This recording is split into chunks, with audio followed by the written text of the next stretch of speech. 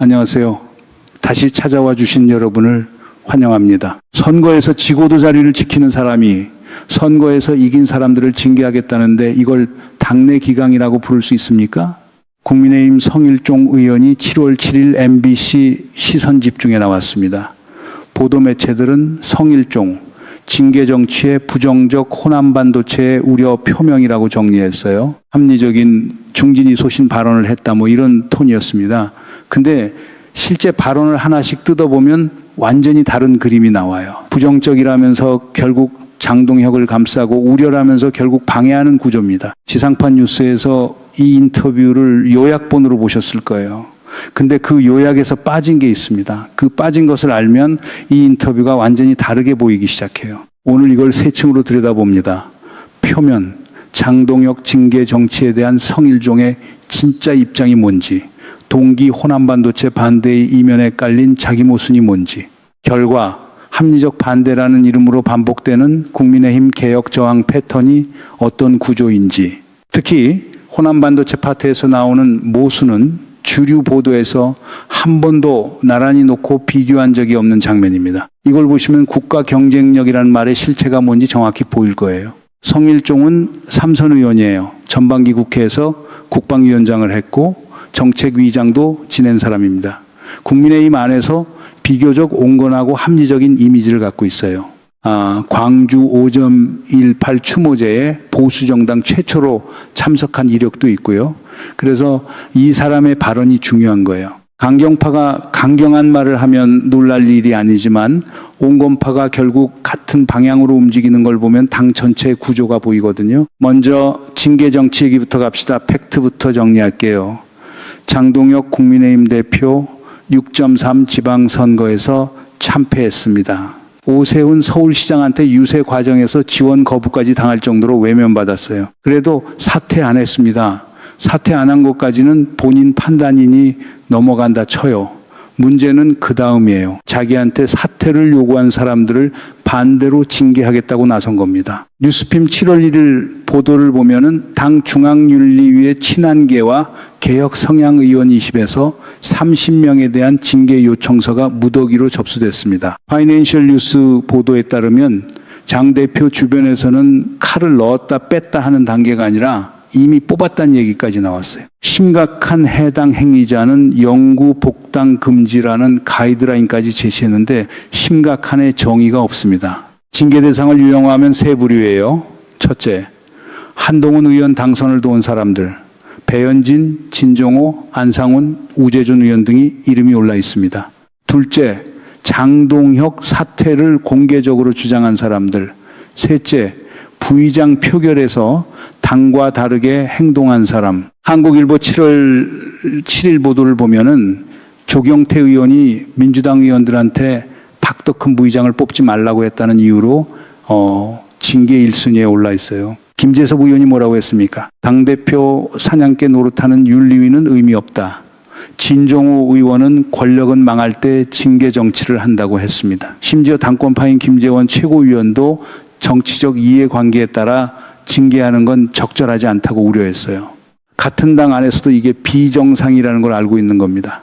당원권 정지 2년 이상의 중징계가 내려지면 2028년 총선에서 국민의힘 소속으로 출마가 어려워져요. 이걸 뒤집어 보면 징계의 목적이 기강이 아니라 2028년 총선판 정리라는 뜻입니다. 지금 반대하는 사람을 치면 다음 총선에서 장동혁 라인만 남는 구조가 만들어지는 거예요. 이 타이밍이 우연이겠습니까? 이 상황에서 성일종은 뭐라고 했냐? 인터뷰 발언을 정확히 뜯어볼게요.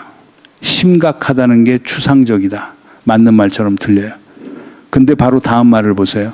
공적으로 한 것인지 사적으로 한 것인지 구분이 돼야 한다. 여기서 멈춰야 합니다. 이 구분 자체가 징계의 정당성을 전제한 거예요. 징계를 하되 제대로 분류해서 하라는 뜻이지 징계를 하지 말라는 뜻이 아닙니다. 성일종이든 예시가 흥미롭습니다. 마이크를 잡고 공개적으로 지원한 건 토론해 볼 필요가 있다. 반면 치킨 먹으러 간 건 사적 행위라고 했어요. 이 구분법을 적용하면 결국 공개 유세를 한 사람만 걸리는 겁니다. 반대를 한 것처럼 보이지만 실제로는 징계의 범위를 정리해 준 셈이에요. 아니 부의장 표결 이탈 문제에서는 어떻게 했습니까? 저는 그거 믿지 않습니다. 표가 그렇게 나왔는데 안 믿는다고요? 사실 확인 자체를 거부하는 방식으로 이 문제를 슬쩍 넘긴 겁니다. 조경태 의원 건에 대해서는 다선 의원인이 인격이 있으시다고만 했어요. 이건 사실상 면죄부입니다. 같은 인터뷰에서 장동혁 대표 가족상 조문건에 대해서도 이 얘기 자체를 거론하면 안 된다면서 사실상 덮었어요. 한동훈이 빈소에 갔다 온 뒤에 나온 사이코패스 비난까지 성일종은 전부 거론 자체가 바람직하지 않다로 처리했습니다. 비판을 반대하는 게 아니라 비판의 소재 자체를 테이블에서 치우는 방식이에요. 재밌는 건 성일종이 이 인터뷰에서 물밑에서 서로 이해도 구하고 섭섭한 게 있으면 풀기도 하고 이게 당내 정치라고 했다는 거예요. 맞는 말이에요. 근데 그 물밑 정치가 작동하려면 당 지도부가 먼저 손을 내밀어야 합니다. 장동혁은 손 대신 칼을 내밀었어요. 그런데 성일종은 칼을 치우라는 말은 안 하고 칼을 제대로 분류하자고만 합니다. 이게 물밑 정치를 살리겠다는 겁니까? 아니면 칼 정치의 합리성을 입혀주는 겁니까? 종합하면 성일종은 이 인터뷰에서 한 번도 징계하면 안 된다고 말한 적이 없습니다. 토론이 필요하다, 구분이 필요하다, 거론을 안 하는 게 좋다. 이건 반대가 아니라 속도 조절이에요. 속도 조절은 실행을 전제한 겁니다.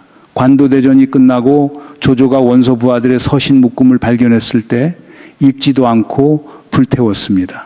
다 읽으면 숙청해야 하니까요. 장동혁은 그 서신을 불태우는 대신 하나하나 읽고 있는 거예요. 그리고 성일종은 그 옆에서 제대로 분류해서 읽자고 조언하고 있는 겁니다. 이쯤에서 다들 이렇게 정리하고 싶을 거예요. 장동혁이 자리 지키려고 반대팔을 치는 전형적인 당내 권력 다툼이구나. 여기까지만 보면 그렇게 보입니다. 근데 징계 대상 목록을 다시 보세요. 한동훈을 도운 사람, 장동혁 사퇴를 주장한 사람, 표결에서 이탈한 사람. 이 세 유형의 공통점이 뭘까요? 전부 12.3 비상계엄 사태 이후 보수 진영 안에서 뭔가 바꿔보려고 했던 사람들이에요. 한동훈 지지는 쇄신 시도의 상징이었고 사퇴 요구는 선거 참패의 책임지라는 정상적 요구였고 표결 이탈은 획일적 통제에 대한 저항이었습니다. 이걸 한꺼번에 치는 건 기강 잡기가 아니에요. 12.3 이후 잔존 세력의 자기 보호 메커니즘입니다. 재미있는 게 뭐냐면 이전에 장동혁이 윤리위를 통한 징계가 논란이 됐을 때 장동혁 본인이 그건 독립적으로 윤리위가 판단할 사항이라고 했어요. 윤리위 독립성을 강조했던 사람이 지금은 영구 복당 금지라는 가이드라인을 직접 내리고 있는 거예요. 같은 입에서 정반대 말이 나오는데 누가 이걸 지적합니까? 성일종은 안 했어요. 안철수 의원이 반대하는 사람을 징계할 게 아니라 설득하는 게 대표의 역할이라고 그랬습니다. 이 말이 성일종이 아니라 안철수한테서 나왔다는 게 합리적이라는 단어의 무게가 지금 어디에 있는지를 보여줍니다. 문제는 여기서부터입니다. 호남 반도체 얘기로 넘어가면 성일종의 모순이 완전체로 드러나요. 성일종이 뭐라고 했습니까? 기업이 알아서 결정하면 정부가 후선에서 백업해 주는 것이다. 호남은 전력도 안 되고 용수도 안 된다. 전문가한테 맡기고 기업한테 맡기자. 합리적으로 들려요. 기업 자율, 시장 논리, 정부 개입 최소화. 여기까지만 들으면 그럴듯합니다. 잠깐만요. 이거 짚고 넘어가야 해요. 성일종이 바로 이 인터뷰에서 직접 자랑한 게 있습니다. 정책위장 시절에 용인 반도체 산단물 공급 문제를 자기가 풀었다는 거예요. 여주보에서 7km 물길을 여는 작업을 직접 주도했다고요. 여주시가 반대하니까 기재부, 환경부, 국토부를 일일이 부르고 만나고 조율해서 여주시 민원사항을 들어주면서 물길을 열었다는 겁니다. 그게 130조에서 지금 200조 가까이 되는 투자를 가능하게 했다고 본인 입으로 공적이라고 말했어요. 전전 정부에서도 못했던 일들이라면서요. 이게 말이 됩니까? 용인은 정부가 부처를 총동원해서 지자체 반대를 풀고 물길을 열어준 게 공적이고 호남은 정부가 전력과 용수를 해결하겠다고 나서는 게 정치적 개입이에요. 같은 사람 입에서 나온 말이에요. 같은 인터뷰에서요. 뉴스에서는 야당이 전력과 용수 우려를 제기했다고만 나옵니다. 근데 그 야당 의원이 정책의장 시절에 용인 반도체를 위해 정확히 같은 방식으로 정부 개입을 주도한 사실을 같이 보여주는 보도 보신 적 있으세요? 이 두 장면을 나란히 놓으면 완전히 다른 그림이 나옵니다. 기업에 맡기자가 아니라 호남에는 주지 말자인 거예요. 성일종은 인터뷰에서 용인 반도체 물길 열 때 전전 정부에서도 못했던 일이라고 자랑했어요. 그러면서 호남 반도체에 대해서는 지금 호남의 반도체는 그거보다 10배, 100배가 어렵다고 했습니다. 여기서 핵심은 어렵다와 불가능하다가 다르다는 거예요. 어려운 건 풀면 되는 건데 성일종은 어렵다를 불가능하다로 바꿔치기 하고 있어요. 본인이 용인에서 어려운 걸 풀었다고 자랑하면서요. 전력과 용수 팩트도 따져봅시다. 성일종은 영산강, 섬진강 자급률이 농사용으로 20%밖에 안 된다고 했어요.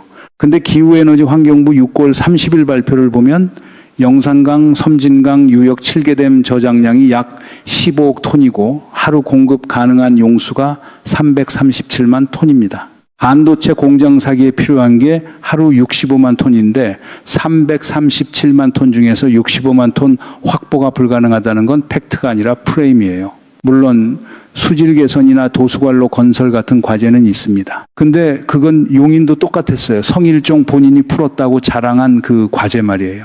전력은 더 드라마틱합니다. 성일종은 원전 2기 지어도 안 된다고 했어요. MBC 팩트체크를 보면 호남에는 이미 한비천전에서 OGW가 나오고 있고 태양광 발전량이 전국의 3분의 1인 11GW입니다.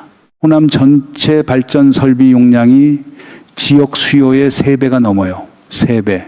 그리고 성일종이 쏙 빼놓은 게 있어요. 애플, 구글, 마이크로소프트 같은 빅테크들이 협력업체한테 RE100 재생에너지 100% 사용을 요구하고 있습니다. 삼성전자와 SK하이닉스 등 300곳 넘는 애플 협력사가 이미 재생에너지 확보를 약속했어요. 호남의 풍부한 재생에너지가 오히려 글로벌 공급망에서 경쟁력인 건데 성일종은 이걸 약점으로 뒤집고 있는 겁니다. 참고로 성일종은 인터뷰에서 최태원 회장이 호남에 대해 아주 부정적이었다고도 했어요. 한 달 전 얘기라면서요. 근데 6월 29일 메가 프로젝트 국민보고에서 광로정 SK하이닉스 사장이 직접 나와서 투자 계획을 발표했습니다. 성일종이 말하는 기업의 판단과 실제 기업의 행동이 다른 거예요. 기업은 이미 움직이고 있는데 성일종은 한 달 전 비공식 대화를 근거로 반대하고 있는 겁니다. 한번 보세요. 성일종의 지역구가 충남 서산 태안이에요. 서울경제 6월 29일 보도에 따르면 성일종은 박덕흠 부의장, 김태흠 충남지사와 함께 국회에서 호남 반도체 반대 기자회견을 했습니다. 국가 경쟁력이라는 말을 쓰고 있지만 움직이는 방향은 정확히 충청권 지역 이익을 향하고 있어요. 호남 반도체가 무산되면 누가 이득을 봅니까? 충청권 지역구 의원들입니다. 포장지 안에 든 내용물의 정체가 보이기 시작하는 거예요. 성일종은 기자회견에서 정부가 지금 해야 할 일은 용인 반도체 산업단지의 조기 완공을 위한 인프라 지원과 민원 해결이라고 했어요. 호남은 막으면서 용인은 밀어달라. 이게 국가 경쟁력 논리입니까? 지역이 기주입니까? 같은 날 김태흠 충남지사는 대한민국이 전남공화국도 아니고 민주당 공화국도 아니다라고까지 했습니다. 이 수준의 발언과 함께 기자회견을 한 거예요. 더 기가 막힌 게 있습니다. 성일종 본인이 인정했어요. 윤석열 정부에서도 이거를 거의 다 똑같이 승계해서 밀고 갔었던 겁니다. 문재인 정부 때 K자형 반도체 벨트를 추진했고 윤석열 정부도 동일하게 이어갔다는 거예요. 세계 정부가 연속으로 추진한 정책인데 호남이 추가되는 순간 갑자기 정치적이 됩니다. 이거 웃을 일이 아닙니다. 이재명 대통령이 뭐라고 했습니까? 같은 입으로 왜 우리는 빠졌냐고 항의하다가 같은 입으로 사기다, 불가능하다고 말한다고 지적했어요. 충청에도 해달라는 요구와 호남은 하지 말라는 요구가 동시에 나오는 겁니다. 둘 다 같은 사람들 입에서요. 반대하는 게 아니라 제대로 하자는 말이 매번 결과적으로 안 하자가 되는 구조. 이건 신중함이 아니라 설계입니다. 이 패턴 처음이 아니에요. 총론 찬성, 강론 반대. 국민의힘이 지난 10년간 모든 개혁 의제에 써온 정확히 같은 문법입니다. 균형 발전 찬성합니다. 근데 우리 지역 먼저 국방개혁 필요하죠. 근데 지금은 아닙니다. 검찰개혁 취지는 좋은데 방법이 문제입니다. 매번 찬성하는 척하면서 실행은 막아요. 성일종이 이 인터뷰에서 보여준 것도 정확히 같은 구조입니다. 사관학교 통합에서도 같은 문법이 작동해요. 성일종은 1학년, 2학년 기초과정에서 합동성이 무슨 의미가 있느냐고 했습니다. 그러면서 ROTC는 어떻게 할 거냐? 학사장교는 어떻게 할 거냐? 논점을 끝없이 확장해서 실행 자체를 막는 방식이에요. 안규백 국방부 장관이 AI와 드론 시대에 맞는 합동형 장교 양성을 위해 교육체계를 개편하겠다고 하자 3군 총동 창회와 국민의힘 육사 출신 의원들이 7월 8일 국회 앞에서 통합 반대 총궐기 대회를 예고했습니다. 이건 교육개혁 논쟁이 아니에요. 사관학교 동문 네트워크라는 기득권 구조의 방어입니다. 성일종은 일본이 패망했을 때 비슷한 걸 했다면서 통합 자체를 부정적으로 봤어요. 근데 정작 안규백 장관이 지적한 핵심 문제는 뭡니까? 사관학교 입학 성적이 계속 하락하고 있다는 거예요. 우수한 인재들이 사관학교를 선택하지 않는 현실을 어떻게 바꿀 것인지 성일종은 한마디도 안 했습니다. 반대 논리 어디에도 미래전에 대한 대안은 없었어요.